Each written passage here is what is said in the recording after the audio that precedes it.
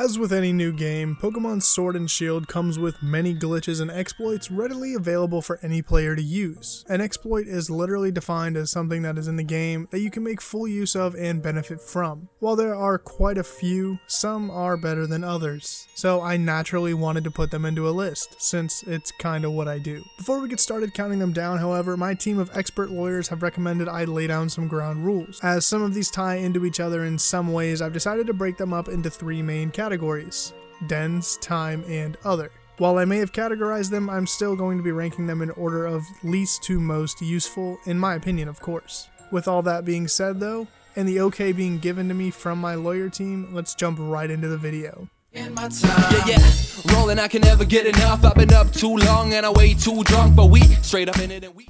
So the first exploit we have is actually a pretty cool one. Have you ever wanted to teach this useless egg here a move?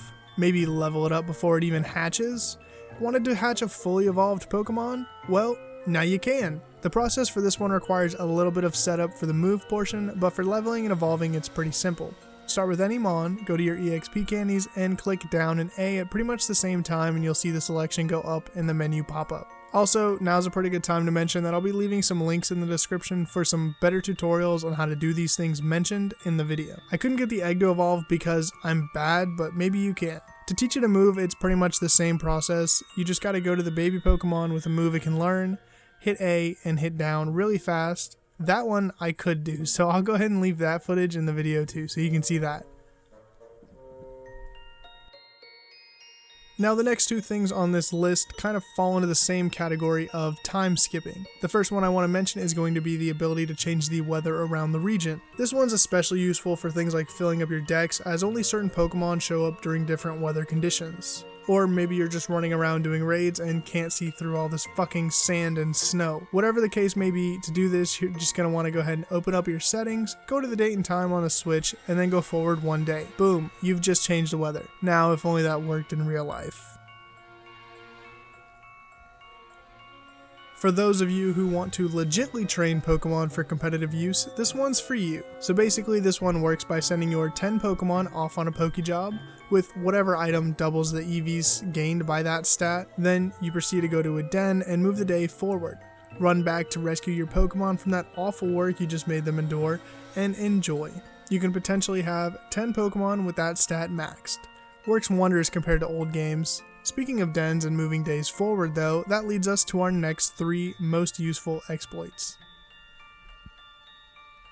First up, we have this glitch using the Wishing Stone. Essentially the concept is to use one Wishing Stone until you get your wonderful rare Purple Beam.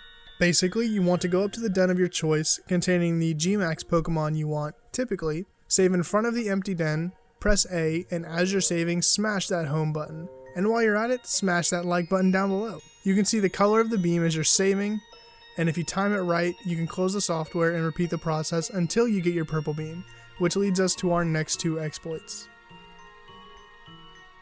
So using this method, the first benefit is you can get a crap ton of watts. Every time you reroll the den, you get watts and they rack up fast. You can then take those watts, buy max luxury balls from the Watt Trader, and then resell them to the shops for like $1 million.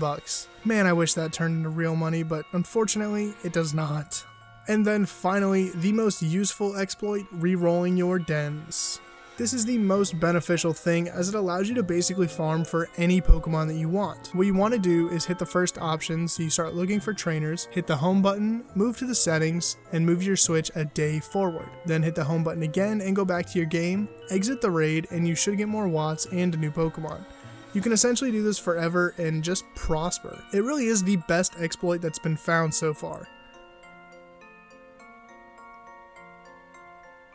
And that's going to go ahead and wrap up this video. I hope you guys did enjoy. If you did, remember to hit that like button, subscribe for more Pokemon content, hit that notification bell if you really like my videos, and feel free to drop me a comment letting me know if you've done any of these, particularly the den resetting. I know a lot of people have, but, you know, also feel free to let me know if you think this is 100% cheating. I know that's a big debate, and it's kind of funny to me, so let me know your opinions on that down below.